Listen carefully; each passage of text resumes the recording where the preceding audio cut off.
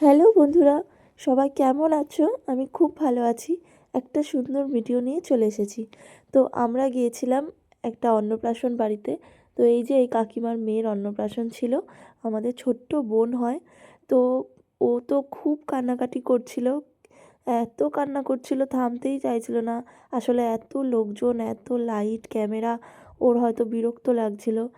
তো যাই হোক, তারপরে ওকে খাওয়ানোর ছিল, ওর মামা মেবি এটা, ওর মামা ওকে খাওয়াচ্ছিল। তারপরে আমরাও চলে এসেছিলাম, খেতে বসে পড়েছিলাম। অনেক দেরি হয়ে গেছিলো, প্রায় 3টে থেকে 3:30 বেজে গিয়েছিল। আর মেনুটা তোমরা একটু স্কিপ করে দেখে নেবে। তো একটা বড় কাঁসার থালার পড়ে ছিল লেবু, তারপরে চলে এসেছিলো ভাত।